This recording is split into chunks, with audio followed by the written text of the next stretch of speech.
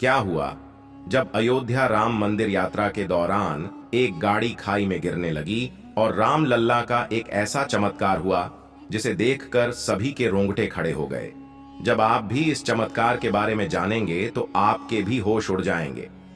दोस्तों, जब 22 जनवरी के दिन जब राम लल्ला की प्राण प्रतिष्ठा अयोध्या में की गई, उस समय सभी लोग एक ही अभिलाषा को अपने मन में रखे हुए थे कि कब उन्हें भी राम लल्ला के दिव्य दर्शन करने का मौका मिले। हर एक भक्त किसी न किसी तरह प्रभु को शरण में जाना चाहता था। आज राम लल्ला को अयोध्या में विराजे हुए लगभग 2 महीने से ज्यादा का समय हो चुका है, लेकिन राम लल्ला के भक्तों की भीड़ आज भी ऐसे ही अयोध्या में उमड़ रही है। जो भक्त अयोध्या के आसपास के थे, उन्होंने तो राम लल्ला के दर्शन 22 जनवरी के बाद द्वार खुलते ही कर लिया था, लेकिन जो भक्त दूर से है वे लोग अभी जाकर प्रभु के दर्शन कर रहे हैं।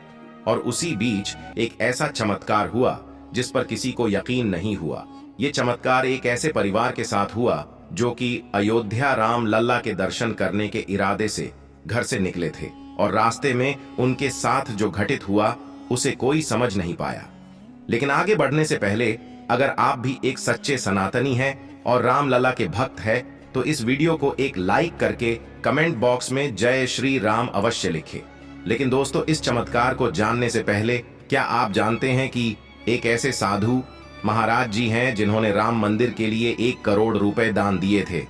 जी हाँ, वे साधु महाराज 83 वर्षीय हैं और एक गुफा में रहकर आज भी तपस्या करते हैं। ऋषिकेश के 33 साल के संत स्वामी शंकर दास ने जब अयोध्या में बनने वाले राम मंदिर के लिए 1 करोड़ रुपए दान किए तो सभी दंग रह गए हैं। वह पिछले 60 वर्षों से गुफा में रह रहे हैं। स्वामी शंकर दास ने बताया कि उनके गुरु टाट वाले बाबा की गुफा में मिलने वाले श्रद्धालुओं के अनुदान से उन्होंने यह रकम जुटाई है। बुधवार को ऋषिकेश के स्टेट बैंक ऑफ इंडिया की मेन ब्रांच के कर्मचारी उस समय हैरान रह गए जब शंकर दास 1 करोड़ का चेक लेकर पहुंचे। जब उन्होंने उनका अकाउंट चेक किया तो इस बात की पुष्टि हो गई कि उनका चेक सही है। इसके बाद आरएसएस के पदाधिकारी बुलाए गए ताकि प्रक्रिया पूरी हो सके। ऋषिकेश के आरएसएस प्रमुख सुदामा सिंघल ने टाइम्स ऑफ इंडिया को बताया कि जैसे ही हमें सूचना मिली, हम फौरन बैंक पहुंचे। स्वामी सीधे पैसा दान नहीं कर सकते, इसलिए यह चेक हमें दिया गया और हमने उन्हें रसीद दे दी। अब बैंक मैनेजर ट्रस्ट के अकाउंट में चेक जमा कर देगा। स्वामी शंकर दास का कहना था कि वह गुप्त दान करना चाहते थे, लेकिन दान की राशि जाहिर करने पर यह सोचकर सहमत हुए कि इससे मंदिर निर्माण के लिए औरों को प्रेरणा मिलेगी। स्वामी शंकर दास को स्थानीय लोग फक्कड़ बाबा कहते हैं। इन्हीं के दान दक्षिणा से उनका जीवन चलता है और इन्हीं जैसे दिव्य साधु संतों के त्याग और बलिदान के कारण हम लोग आज राम मंदिर को साक्षात अपनी आंखों से देख पा रहे हैं। अब दोस्तों, उस चमत्कार की बात करते हैं जो कि अयोध्या यात्रा के दौरान एक परिवार के साथ हुआ होता। कुछ यूं है कि मध्य प्रदेश के एक गांव में एक परिवार रहता था। उस परिवार में 3 सदस्य थे। माता का नाम अर्पित, पिता महेश और उनका एक लड़का लक्ष्य। ये परिवार राम लल्ला का बहुत बड़ा भक्त था। जब भी कोई त्योहार आदि होता तो ये सभी लोग राम लल्ला की भक्ति बहुत ही निष्ठा से करते थे।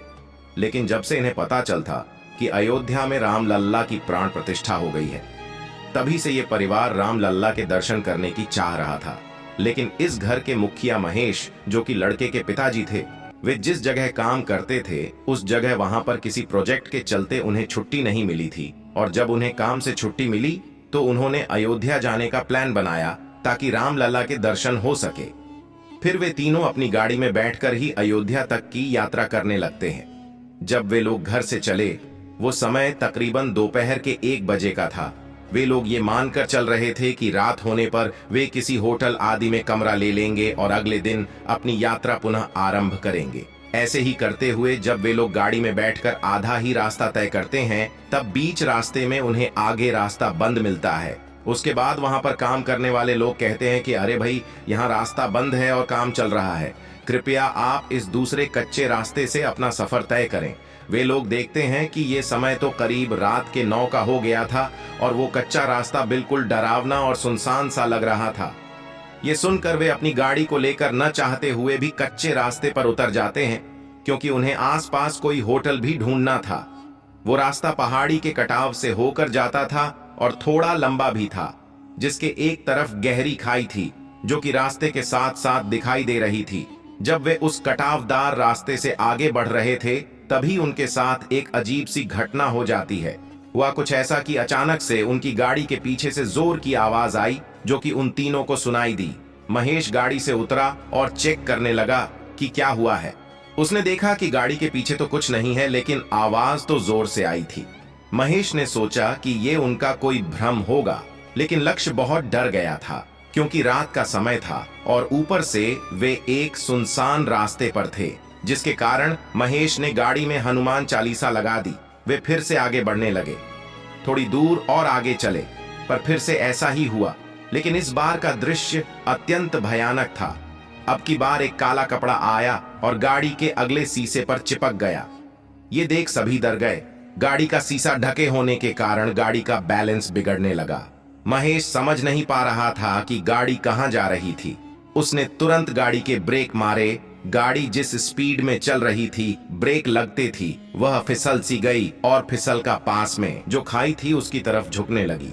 तभी ऐसा चमत्कार हुआ कि जिसे वे लोग आज भी याद रखे हुए हैं।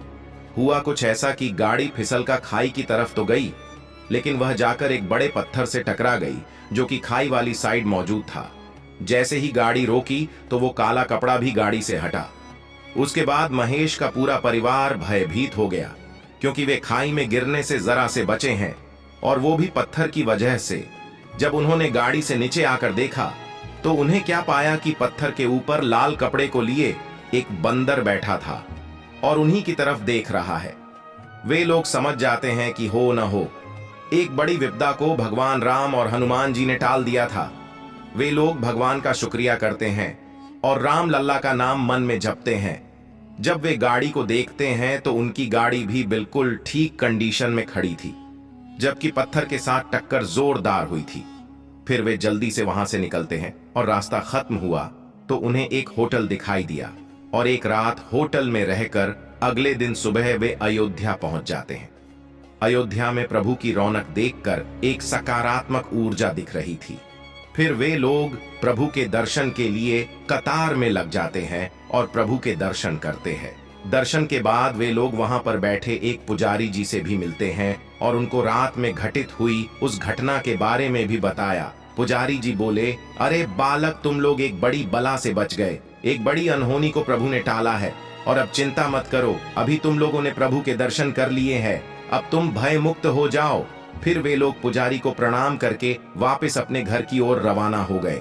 और वे लोग आज भी रामलाल का शुक्र मनाते हैं उस रात रक्षा करने के लिए, और यही मानते हैं कि वे बंदर साक्षात हनुमान जी ही थे जो कि उनकी रक्षा करने खुद आए थे।